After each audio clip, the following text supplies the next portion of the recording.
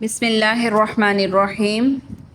والذین، اور وہ لوگ جو کافروا، جو کافر ہوئے یا انکار کیا، ابی آیات اللہ، اللہ کی آیات سے، ولقائہ، اور اس سے ملاقات سے انکار کیا، اولئک، یہ لوگ، یئسون، امید ہوئے، من رحمتی، میری رحمت سے، واولئک، اور یہی لوگ، لہم، ان کے لیے، عذاب علیم، دردناک عذاب ہے۔ اللہ کی آیات سے انکاری در حقیقت اللہ کی رحمت سے دوری کا سب سے بڑا سبب ہے، یعنی جو لوگ عقیدہ آخرت، اللہ سے ملاقات اور مرنے کے بعد زندہ ہونے کے منکر ہیں، انہیں رحمت الہی کی امید بھی بھلا کیسے ہو سکتی ہے، جبکہ وہ اس بات کے قائل ہی نہیں ہیں کہ وہ مر کر دوبارہ زندہ ہوں گے، تو وہ آخرت میں اللہ کی رحمت سے محروم اور مایوس ہی رہیں گے۔ پہلے یہ بتایا جا چکا ہے کہ جو شخص اللہ سے ملاقات کی امید رکھتے ہیں تو انہیں یقین رکھنا چاہیے کہ ان کی موت جلد ہی آنے والی ہے، یعنی موت کے فوراً بعد اللہ کی رحمت اسے اپنے آغوش میں لے لے گی۔ یہ دونوں طرح کی آیات جو ہیں یہ ایک دوسرے کے اپوزٹ ہیں۔ فماج کانا، پس نہ تھا، جواب قومہ، اس کی قوم کا، الا، مگر، ان قالوا، یہ کہ وہ کہتے تھے، اقتلوہ، مار ڈالو اسے، او حرقوہ، یا جلا دو اس کو، فانجاہ اللہ، پس نجات دی اس کو اللہ نے، من النار، آگ سے، ان، بے شک، فی ذالک، اس میں، لآیات، لا کھڑی، لام زبر لا، البتہ، آیات، نشانیاں ہیں، البتہ نشانیاں ہیں، لقوم، اس قوم کی، یؤمنون، جو ایمان لاتے ہیں، ان کے لیے نشانیاں ہیں جو ایمان لاتے ہیں۔ سیدنا ابراہیم علیہ السلام کے حالات کے درمیان آیت نمبر 19 سے لے کر آیت نمبر 23 تک اللہ کا اپنا کلام ہے، جس میں مضمون کی نسبت سے توحید اور آخرت پر کچھ دلائل پیش کیے گئے ہیں، ٹھیک ہے۔ اب دوبارہ سے ابراہیم علیہ السلام کے جو توحید کے دلائل ہیں ان کا ذکر ہے۔ جب قوم ابراہیم سے کوئی جواب نہ بن پڑا تو وہ اوچھے ہتھیاروں پر اتر آئے، یہی باطل پرستوں کی عادت ہوتی ہے۔ تو یہاں ابراہیم علیہ السلام کے ان کے بتوں کو توڑنے پھوڑنے کا واقعہ بیان نہیں کیا گیا، اس کو چھپا لیا گیا، کیونکہ ہم پیچھے کئی مرتبہ پڑھ کر آئے ہیں۔ تو یہاں پر حضرت ابراہیم علیہ السلام نے یہ کام اس لیے کیا تھا کہ قوم پر عملی طور پر واضح کر سکیں کہ ان کے معبود بالکل ناکارہ چیزیں ہیں، وہ اپنی حفاظت خود نہیں کر سکتے تو تم سے نقصان کو کیسے دور کر سکتے ہیں، وہ دوسروں کی مشکل کشائی کیسے کر سکتے ہیں۔ تو اب جب انہوں نے ایسا کیا تو آخر میں انہوں نے یہ مشورہ کیا کہ ابراہیم کو یا تو مار دو، یا اگر ایسا نہ کر سکو تو اسے آگ میں جلا دو۔ قالوا اقتلوہ، مگر یہ کہ جب ان سے کوئی جواب نہ بن پایا تو انہوں نے کیا کہا، اسے مار ڈالو، قتل کر دو، او حرقوہ، یا اس کو جلا دو، فانجاہ اللہ من النار، پھر ہم نے کس کو، ابراہیم کو، آگ سے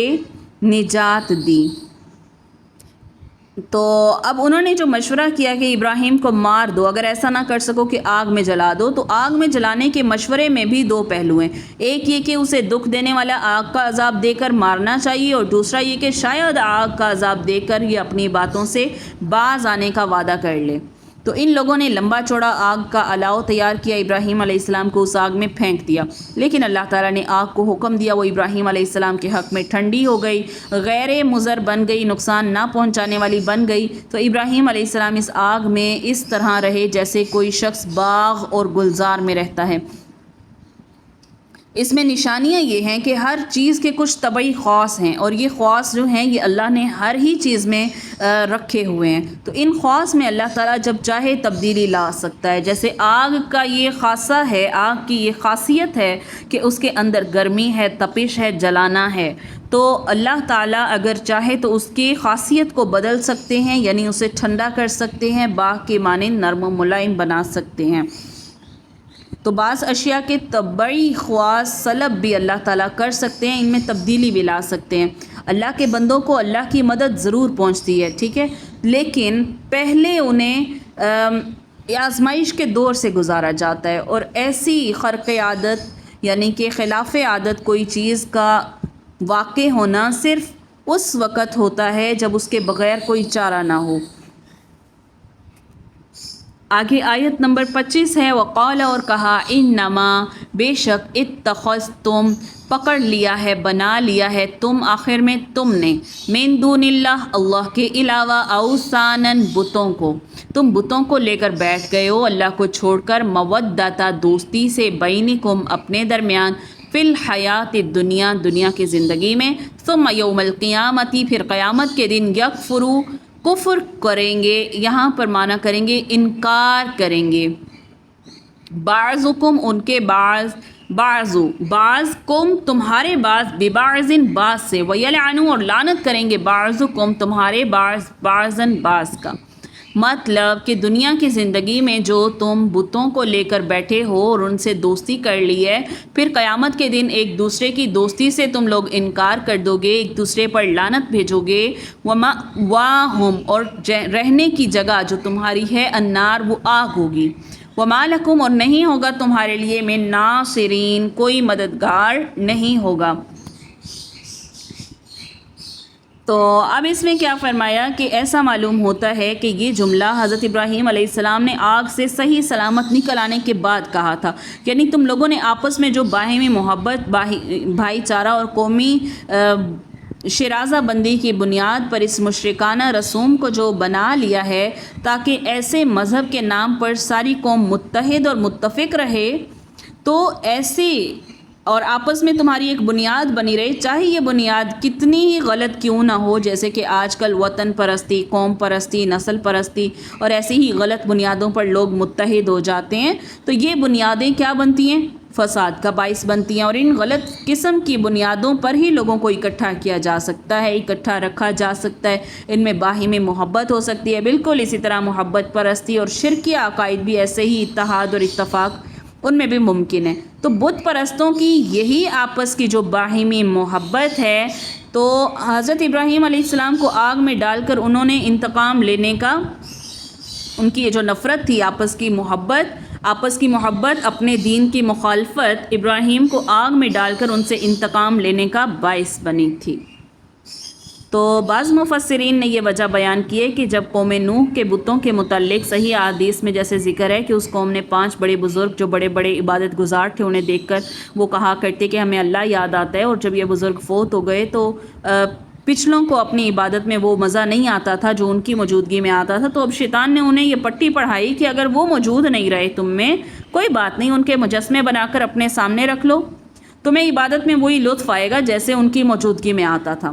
تو انہوں نے ان 5 بزرگوں کے مجسمے اپنی عبادت گاہوں میں رکھ لیے تھے، مگر وہ عبادت اللہ کی کرتے تھے۔ پھر بعد کی نسلوں نے ان مجسموں کو ہی پوجنا شروع کر دیا تھا، اس طرح بت پرستی کا رواج ہوا تھا، تو اس کی بنیاد ہی بزرگوں سے ان کی باہمی محبت تھی، اس وجہ سے انہوں نے ان کے مجسمے تیار کیے تھے۔ یہ دوسری وجہ، اور تیسری وجہ یہ بیان کی جاتی ہے کہ سب مشرکوں کو بتوں یا اپنے معبودوں سے محبت ہوتی ہے، کیونکہ ان کے عقیدے کے مطابق وہ ان کے حاجت روا ہیں، مشکل کشاں ہیں۔ تو پھر جب قیامت کے دن ان کے معبود حضرات خود اپنے پرستاروں کی عبادت کا انکار کرتے ہوئے کہیں گے کہ کم بختو، ہم نے تمہیں کب کہا تھا کہ ہماری پوجا کرنا، اور وہ اس بات کا اقرار بھی کریں گے ہمیں کوئی خبر نہیں تھی کہ ان لوگوں نے ہمیں اپنا معبود بنا لیا تھا۔ ان کے معبود وہ کہیں گے کہ ہمیں کوئی خبر نہیں تھی کہ انہوں نے ہمیں اپنا معبود بنا لیا تھا۔ تو جب معبودوں کا یہ حال ہوگا تو عبادت گزاروں پر جنہوں نے ان سے کئی طرح سے توقعات وابستہ کر رکھی ہوں گی، ان پر کیا گزرے گی؟ تو نتیجہ یہ ہوگا کہ عابد معبود دونوں ہی ایک دوسرے پر لعنتیں بھیجنے والے ہوں گے۔ تو اس لیے فرمایا تم میں سے بعض پر لعنت کرتے ہوں گے، کون؟ ایک جن کی عبادت کی گئی اور جنہوں نے عبادت کی، دونوں ہی ایک دوسرے پر لعن طعن کرنے والے ہوں گے۔ تو جتنی آج ہی اپنے معبودوں اور اپنے ساتھیوں سے دوستی جتلا رہے ہیں، اتنے ہی زیادہ اس دن ایک دوسرے کے دشمن بن جائیں گے، اور ان سب کا ٹھکانہ کیا ہوگا؟ جہنم ہوگا۔ فآمن پس ایمان لایا لہو اس کے لیے لوط ان پر ایک لوط ایمان لائے، وقال اور کہا انی بے شک میں مہاجرن ہجرت کرنے والا ہوں، الی ربی اپنے رب کی طرف، میں اپنے رب کی طرف ہجرت کرنے والا ہوں، انہو بے شک وہ هو العزیز الحکیم وہی غالب حکمت والا ہے۔ تو اب دیکھیے لوط علیہ السلام حضرت ابراہیم علیہ السلام کے چچا زاد بھائی تھے، دونوں ہی عراق کے شہر بابل کے رہنے والے تھے۔ جب حضرت ابراہیم علیہ السلام آگ کے امتحان سے صحیح سلامت باہر نکل آئے، اس وقت لوط علیہ السلام نے ان پر ایمان لانے کا اعلان کیا۔ اس کا یہ مطلب ہرگز نہیں ہے کہ حضرت لوط علیہ السلام پہلے مشرک تھے، کیونکہ نبیوں کی نبوت سے پہلے کی زندگی بھی اللہ کی مہربانی سے ایسی نجاستوں سے پاک صاف ہوتی ہے۔ انبیاء کے علاوہ اور بھی کئی آدمی ہوتے ہیں جو شرک سے بیزار دل رکھتے ہیں، مگر انہیں صحیح رہنمائی نہیں ملتی۔ جیسے نبی صلی اللہ علیہ وسلم کے دور میں بھی آپ کی نبوت سے پہلے 6 آدمی موجود تھے۔ تو مفسرین کہتے ہیں کہ یہ ہجرت ابراہیم علیہ السلام اور لوط علیہ السلام دونوں نے مل کر کی تھی، اور یہ سفر ہجرت جو تھا یہ بابل سے فلسطین کی طرف تھا۔ تو اللہ کی حکمت اسی میں تھی کہ آپ وہاں چلے جائیں۔ اسی مقام پر لوط علیہ السلام کو بھی نبوت ملی، تو ابراہیم علیہ السلام نے لوط علیہ السلام کو صدوم کے علاقے کی طرف بھیج دیا تھا، اور ان کا واقعہ ہم پیچھے تفصیلاً پڑھ کر آئے ہیں۔ وَوَهَبْنَا اور دیا ہم نے لہو اس کو، کس کو؟ ابراہیم کی بات ہو رہی ہے۔ ابراہیم کو ہم نے دیے اسحاق و یعقوب، وجعلنا اور کی ہم نے فی ذریۃ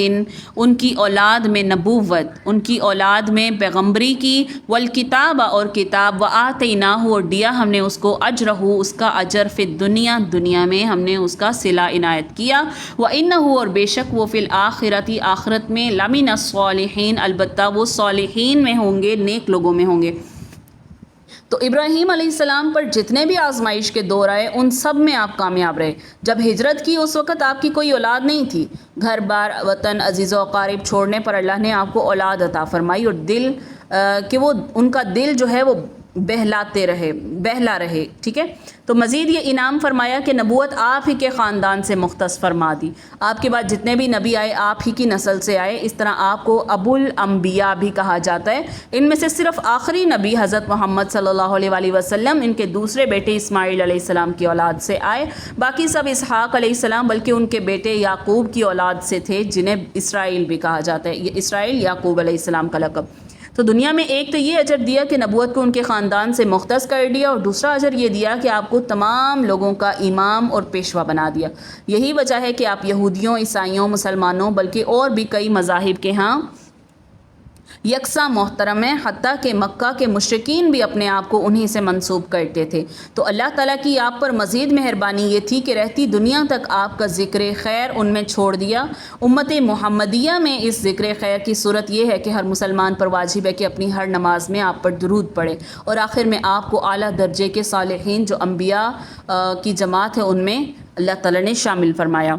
ولوطن اور لوط کو جس وقت قال کہا لقومہ اس نے اپنی قوم کو کہا، انکم بے شک تم لتأتون البتہ تم آتے ہو فاحشہ بے حیائی کے کاموں کی طرف،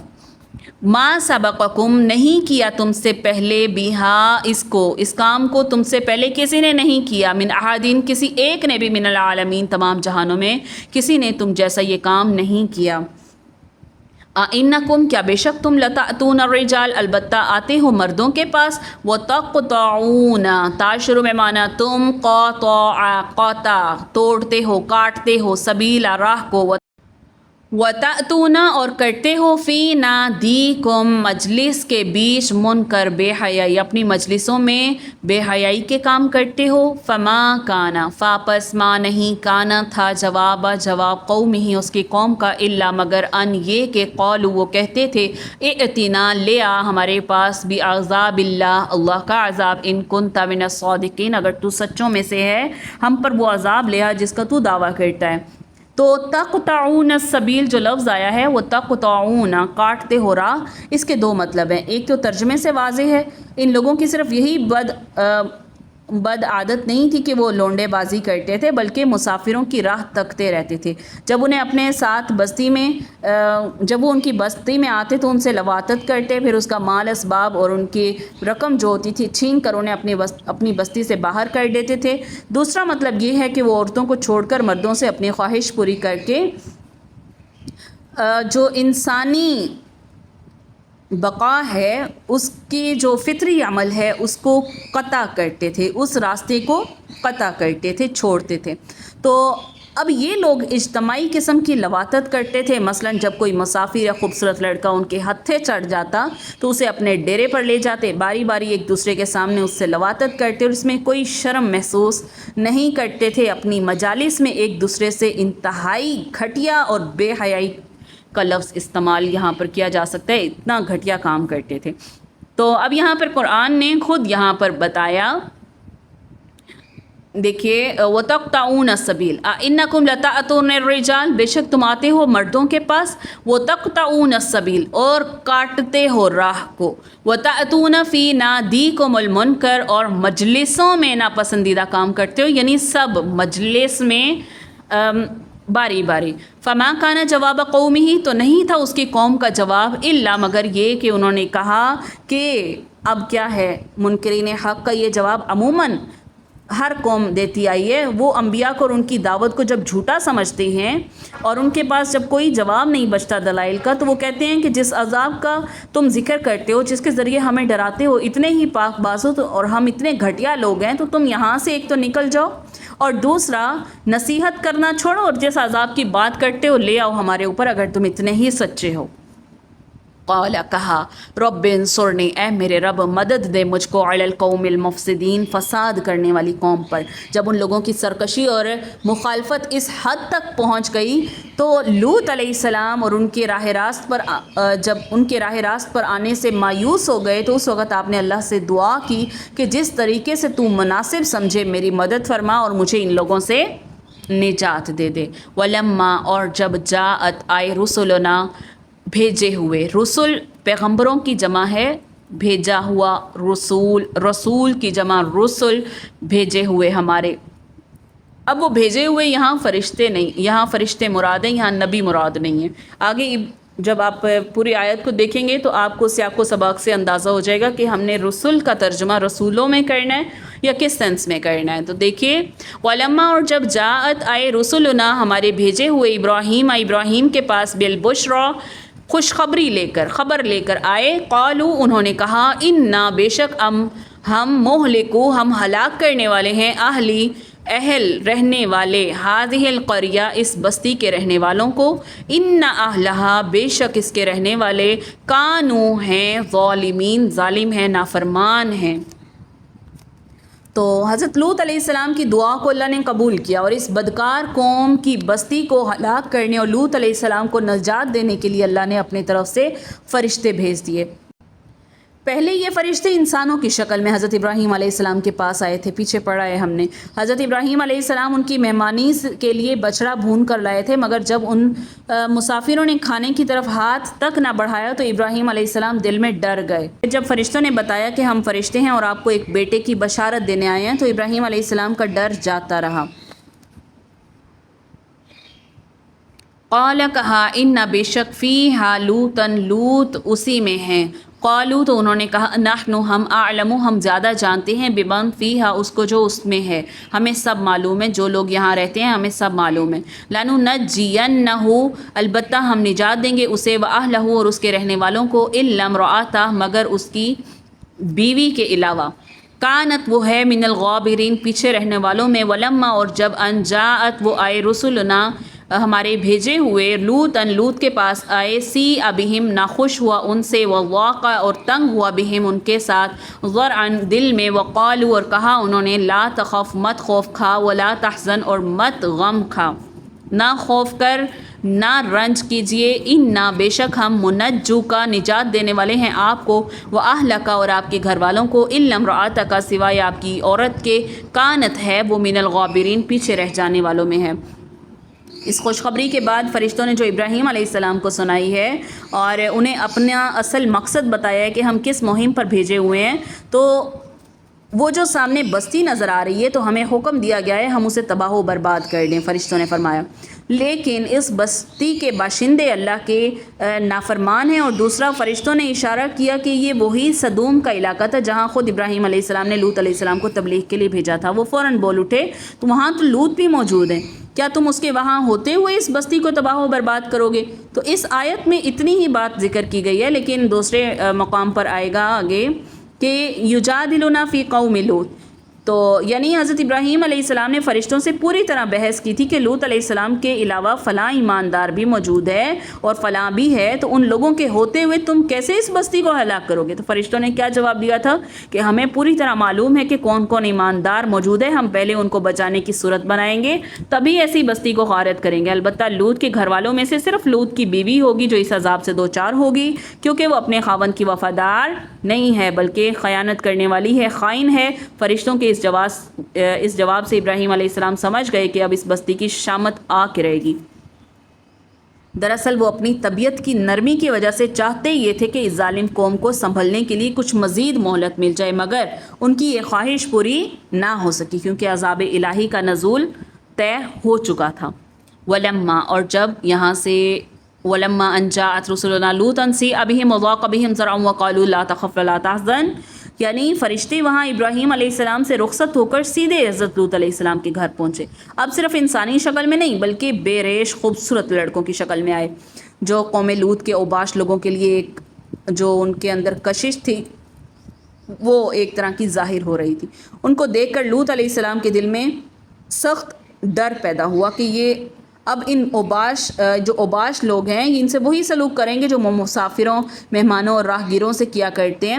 تو فرشتوں نے لوط علیہ السلام کو اس خوف اور خطرے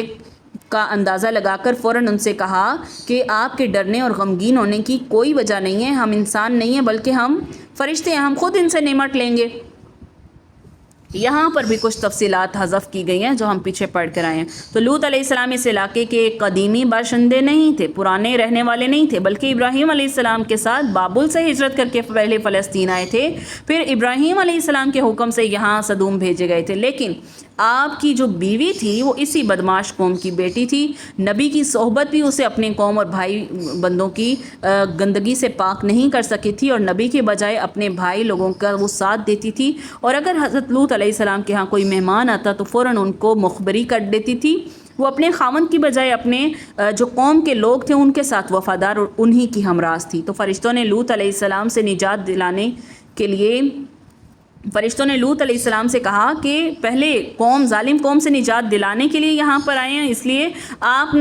فرشتوں نے آپ کو بتایا آپ کی دعا قبول ہو گئی، ظالم قوم سے چھٹکارا حاصل ہو جائے گا۔ آپ یوں کرو کہ اپنے اہل خانہ اور ایماندار ساتھیوں کو ساتھ لے کر راتوں رات یہاں سے نکل جاؤ، اور دیکھو تمہاری بیوی تمہارے ساتھ نہیں جائے گی، اور جب تم لوگ اس بستی سے نکلو گے اس طرح کہ تمہارے سب جو ہمراہی ہوں گے، یعنی تمہارے جو اہل ایمان ہیں جو تم پر ایمان لائے ہیں وہ تم سے آگے ہوں، تم ان سب کے پیچھے رہنا جیسے تم ہی انہیں چلا کر اس بستی سے دور لے جا رہے ہو، اور یہ بھی خیال رکھنا کہ تم میں سے کوئی شخص بھی پلٹ کر پیچھے کی طرف نہ دیکھیں ورنہ عذاب کا کچھ حصہ اسے بھی پہنچ جائے گا۔ اِنَّا، بے شک ہم منزلون، ہم اتارنے والے ہیں، علی اہلی، اوپر رہنے والوں کے، ہذہ القریہ، اس بستی پر، رجزا من السماء، ایک آفت آسمان سے عذاب نازل کرنے والے ہیں، بما کانوا، اس وجہ سے جو وہ تھے، یفسقون، وہ فسق کرتے، وہ بدکاری کرتے، وَلَقَدْ، البتہ تحقیق، ترکنا، چھوڑا ہم نے، منہا، اس میں، آیتن، ایک نشانی، بینہ، ظاہری، لقوم، اس قوم کے لیے، یعقلون، جو عقل رکھتے ہیں۔ مطلب کہ اللہ کا عذاب صبح شام ان پر نازل ہونے والا ہے، تم دیر نہ کرو، اپنے ساتھیوں کو لے کر صبح سے پہلے اس بستی سے کافی فاصلے تک پہنچ جانا، ہم اس بدکار قوم پر شدید ترین عذاب نازل کرنے کے لیے آئے ہیں۔ وَلَقَدْ تَرَكْنَا مِنْهُمْ آیَةً، البتہ اس بستی کو ہم نے بالکل عبرت کی نشانی بنا دیا، یعنی اس بدبخت قوم پر سب قوموں سے سخت عذاب آیا تھا۔ پہلے فرشتوں نے اس پورے خطے زمین کو اپنے پروں پر اٹھایا تھا، بلندی پر لے جا کر اسے الٹا کر زمین پر پٹخ دیا تھا، اس زور سے زمین پر دے مارا کہ سارا خطہ زمین کی سطح سے کافی نیچے دھنس گیا، پھر اس بدبخت قوم پر پتھر برسائے گئے، اور اب یہ سارا علاقہ زیر آب آ چکا ہے، اور اس سمندر کا نام بحر موت یا بحیرہ مردار ہے، جس کی گہرائیوں میں یہ بدماش قوم دفن کر دی گئی تھی۔ اور یہ واقعہ جو ہے یہ نشانی اس لحاظ سے ہے کہ یہ علاقہ اس تجارتی شاہراہ پر واقع ہے جو مکہ سے شام کو جاتی ہے، اور کفار مکہ اسے اپنے تجارتی سفروں میں آتے جاتے اپنی آنکھوں سے دیکھ سکتے ہیں، اور اس نافرمان اور بدماش اور سرکش قوم کا کیا حشر ہوا، انہیں بخوبی اس بات سے عبرت حاصل کرنی چاہیے، وہ اس چیز کو جانتے ہیں۔ وَإِلَىٰ مَدْيَنَ اور مدین کی طرف اخواہم ان کے بھائی شعیب کو بھیجا فقال انہوں نے کہا یا قومی اے میری قوم اعبدوا اللہ عبادت کرو اللہ کی ورجو الیوم اور امیدوار ہو دن کی اور رجوع کرو یا امید رکھو اس دن یوم الآخرہ آخرت کے دن کی ولا تعثوا اور مت پھرو فی الارض زمین میں مفسدین فساد پھیلاتے ہوئے مت پھرو۔ حضرت شعیب علیہ السلام اہل مدین کی طرف مبعوث ہوئے، اصحاب ایکا کی طرف بھی مبعوث ہوئے اور یہ دونوں علاقے آس پاس تھے۔ شعیب علیہ السلام نے پہلی بات یہی کی کہ صرف اللہ کی عبادت کرو، اور شرک ایسا مرض ہے جو تمام انبیاء کی قوموں میں پایا جاتا ہے۔ شیطان ہر دور میں انسان کو شرک کی نئی سے نئی شکلیں سمجھاتا رہتا ہے، اور اس کی سب سے بڑی کامیابی یہ ہوتی ہے کہ وہ لوگوں کو خالص اللہ کی عبادت سے دور کر کر کسی نہ کسی طرح کے شرک میں مبتلا کر ہی دیتا ہے۔ یہی وجہ ہے کہ انبیاء کی دعوت کا پہلا قدم یہی کہ لوگوں کو شرک کی نجاستوں سے آگاہ کر کے انہیں ایک اللہ کی عبادت کی طرف بلائیں۔ اس کے بعد فرمایا کہ میری قوم اللہ کی عبادت کرو، قیامت کے دن کی توقع رکھو۔ مطلب دو مطلب ہیں کہ ایک یہ کہ آخرت کے دن پر ایمان لاؤ، یقیناً وہ آنے والا ہے جس میں تم سے تمہارے اعمال کی پوچھ گچھ ہوگی، اور دوسرا یہ کہ اگر تم خالصتاً اللہ کی عبادت کرو گے تو تمہیں آخرت کے دن اس کے اچھے اجر کی توقع رکھنی بھی چاہیے۔ تو اور اس کے بعد کیا فرمایا؟ وَلَا تَعْثَوْا فِي الْأَرْضِ مُفْسِدِينَ، فساد پھیلانے والوں میں مت ہو جاؤ، یعنی اہل مدین کا فساد فی الارض یہ تھا کہ وہ اپنے لین دین کے معاملات میں دغا بازیاں کرتے تھے، ناپ تول میں کمی بیشی کرنے میں خوب ماہر تھے، دوسرے لوگوں کے حق کو غضب کر لیتے تھے، ان پر ڈاکہ مار لیتے تھے۔ فَكَذَّبُوهُ، پس انہوں نے جھٹلایا، فَأَخَذَتْهُمُ الرَّجْفَةُ، پس پکڑا ان کو رجفہ زلزلے نے، فَأَصْبَحُوا، پس وہ صبح اٹھے، فِي دَارِهِمْ، اپنے گھروں میں، جاثمین، اوندھے پڑے رہ گئے۔ یعنی شعیب علیہ السلام کی نبوت کو، آپ کی دعوت کو اور اس وعدے کو بھی جھٹلا دیا، اگر تم ان بدعمالیوں سے باز نہ آئے تم پر اللہ کا عذاب آئے گا، ان سے کہا گیا، لیکن انہوں نے اس بات کو نہ مانا تو ان کو زلزلے کے عذاب نے آ پکڑا اور اپنے گھروں میں وہ اوندھے پڑے رہ گئے۔ وعادن، اور عاد، وثمود، اور سمود کو، وقد تبین، اور تحقیق ظاہر ہے، لکم، تمہارے لیے، مساکنہم، ان کے گھروں میں، وزین، اور زینت لہم، ان کے شیطان نے ان کے لیے، اعمالہم، ان کے اعمال کو آرستہ کر دکھایا، زینت بخشی، فصدہم، پس بند کیا ان کو، عن السبیل، راستے سے، وقانو، اور وہ تھے، مستبصرین، دیکھنے والے ہوشیار لوگ۔ یعنی قوم عاد اور قوم سمود، ایک ہے جنوبی عرب اور دوسرا ہے شمالی عرب، ان دونوں علاقوں کی تاریخ سے عرب کا بچہ واقف تھا۔ پھر ان کی تباہ شدہ بستیاں وہ دیکھتے ہی رہتے تھے، یعنی وہ دنیا کے کاموں میں بڑے ہوشیار تھے، فنکار تھے، اپنے اپنے دور کے ترقی یافتہ مہذب قومیں تھیں، سمجھدار تھے، طاقتور تھے، خاص طور پر سنگ تراش کے فن وہ جانتے تھے۔ لیکن وقارون وفرعون، قارون اور فرعون، وحامان اور حامان، ان کو ہلاک کیا۔ وَلَقَدْ جَاءَهُمْ، اور البتہ آیا ان کے پاس موسیٰ، بالبینات، نشانیوں کے ساتھ، فاستکبروا، پس تکبر کیا انہوں نے، فی الارض، زمین کے بیچ، وما کانوا سابقین، اور نہیں تھے وہ آگے نکل جانے والے، سبقت لے جانے والے، ہمارے قابو سے نکل جانے والے۔ فَكُلًّا، پس ہر ایک کو، اخذنا، پکڑا ہم نے، بذنبہ، اس کے گناہوں کے ساتھ، فمنہم، پس بعض ان میں سے، من ارسلنا، وہ ہے جو بھیجا ہم نے، علیہ، اس کے اوپر، حاصبا، پتھروں کی بارش، ومنہم، اور ان میں سے بعض، من اخذتہ، پکڑا اس کو، صیحہ، سخت چنگھاڑ نے آ پکڑا، ومنہم، اور بعض ان میں سے، من خسفنا، کہ دھنسا دیا ہم نے بھی ان کو، فی الارض، یعنی زمین میں، بہ الارض، ان کو زمین میں دھنسا دیا، ومنہم، اور ان میں سے بعض، من اغرقنا، کہ غرق کیا ہم نے ان کو، وما کان اللہ، اور نہیں تھا اللہ، لیظلمہم، کہ ان پر ظلم کرے، ولیکن، اور لیکن، کانوا، وہ تھے، انفسہم، اپنی ہی جانوں پر، یظلمون، وہ خود ظلم کرتے تھے۔ تو نہ تو یہ لوگ اپنی تدبیروں سے اللہ کی تدبیر کو ناکام بنا سکتے تھے، نہ ہی اللہ کی گرفت سے نکل سکتے تھے، اور دوسرا کہ ان میں سے ہر ایک کو ان کے گناہ کے وبال نے آ پکڑا، ہر قوم کو اس کے جرم کے مطابق سزا دے کر صفائے ہستی سے مٹایا گیا۔ قوم سمود، صالح علیہ السلام کی قوم، اہل مدین، شعیب علیہ السلام کی قوم پر بھی یہی عذاب آیا تھا۔ قارون اور اس کے خدام پورے کے پورے خزانوں سمیت، جس کا قصہ ہم سورہ قصص میں تفصیلاً پڑھ کر آئے ہیں، زمین میں دھنسا دیا گیا تھا۔ قوم نوح، فرعون اور آل فرعون، ان کو غرق کر دیا گیا تھا۔ تو ان سب قوموں کی طرف ہم نے نبی بھیجے تاکہ وہ انہیں ان کی گمراہیوں سے آگاہ کرے، لیکن ان لوگوں نے نبیوں کو جھوٹا سمجھا اور انہیں گمراہیوں پر ہی زیادہ ڈٹ گئے، اور اللہ کی فرمانبرداری کے بجائے لیکن انبیاء کے دشمن بن گئے اور انہیں ہر طرح کی تکالیف دینا شروع کر دی. پھر جب ہماری طرف سے پوری طرح حجت قائم ہو گئی تو اس وقت ہم نے انہیں تباہ کیا، اور اس تباہی کے ذمہ دار وہ خود تھے، ہم نہیں تھے. مثل الذین، مثال ان لوگوں کی اتخذوا کے پکڑتے ہیں من دون اللہ، اللہ کے علاوہ اولیاء دوست بناتے ہیں، کمثل العنکبوت، مانند مکڑی کے. ان کے مثال مکڑی کی طرح ہے، اتخذت کہ وہ بناتی ہے، بیتن اپنا گھر، وان اور بے شک اوہن البیوت بہت کمزور ہے گھروں میں، لبیت العنکبوت مکڑی کا گھر، لو کانوا کاش وہ ہوتے، یعلمون کیا وہ جانتے ہوتے. یعنی اوپر جن اقوام کا ذکر آیا ہے یہ سبھی شرک اور بت پرستی میں مبتلا تھے. انہی چیزوں کو جن انہوں نے اپنی مشکل کشا سمجھ رکھا تھا، ان کی خوشنودی حاصل کرنے کی خاطر ان کے سامنے قربانیاں بھی پیش کرتے تھے،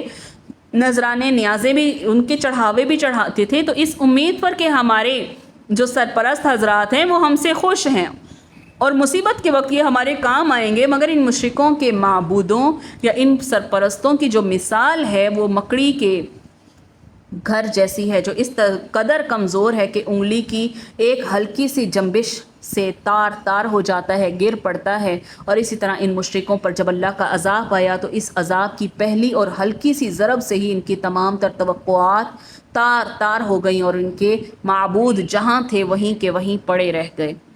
ان اللہ بے شک اللہ تعالیٰ یعلم وہ جانتا ہے، ما یدعون جو کچھ یہ پکارتے ہیں، من دونہ اس کے علاوہ، من شیء کسی شے کو، وہو العزیز الحکیم اور وہی غالب حکمت والا ہے. وتلک الامثال اور یہ مثالیں ہیں، نضربها ہم بیان کرتے ہیں ان کو، للناس لوگوں کے لیے، وما یعقلها اور نہیں وہ سمجھتے اس کو، الا العالمون مگر علم والے اہل دانش اس کو سمجھتے ہیں. خلق اللہ پیدا کیا اللہ نے آسمان کو، والارض اور زمین کو، بالحق حق کے ساتھ، ان بے شک فی ذالک اس میں لآیتن البتہ نشانی ہے، للمؤمنین کس کے لیے؟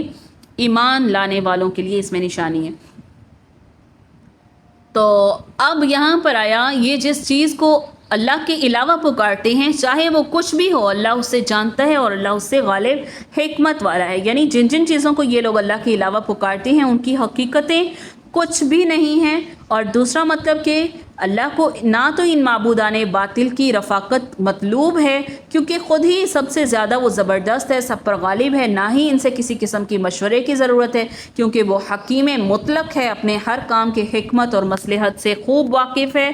اور پھر بتایا کہ یہ جو مثالیں ہم بیان کرتے ہیں لوگوں کے لیے ان کو سمجھانے کے لیے کرتے ہیں، اور اس کی سمجھ صرف عقل والے اور اہل دانش ہی اس کو سمجھ سکتے ہیں. دوسرا مطلب یہ کہ کفار مکہ کا ایک اعتراض یہ بھی تھا کہ اللہ کی شان اس بات سے بہت بلند تر ہے کہ مکھی مچھر مکڑی جیسی حقیر مثالیں بیان کرے، تو ایسا اعتراض جاہل قسم کے لوگ ہی کر سکتے ہیں، اہل علم نہیں کر سکتے. اہل علم تو صرف یہ دیکھتے ہیں کہ آیا یہ جو اللہ تعالیٰ نے تشبیہاً مثال بیان کی ہے وہ درست ہے، اگر وہ درست ہے تو پھر مثال جو ہے اس کے دینے کا مقصد کیا ہے. اور وہ یہ نہیں دیکھتے کہ مثال بیان کرنے والی ہستی کوئی بڑی ہستی ہے یا چھوٹی، بلکہ وہ یہ دیکھتے ہیں کہ اس کو بیان کرنے کے پیچھے اصل بات کیا ہے. پھر فرمایا کہ زمین و آسمان تمام نظام کائنات بے فائدہ ہی نہیں بنائے گئے بلکہ اس نظام سے بے شمار مصلحتیں اور بے شمار فائدے حاصل ہو رہے ہیں. زمین پر بسنے والی ہر طرح کی مخلوق کی زندگی کی بقا کا انحصار اسی انتظام پر ہے، اسی نظام کائنات پر ہے. اگر اس نظام میں سے ایک بھی پرزہ اٹھا لیا جائے تو صرف یہی نہیں، جاندار اشیاء کی زندگی کا ہی خاتمہ ہو جائے گا، بلکہ زمین پر نباتات، پودے اور درخت بھی اگ نہیں سکیں گے.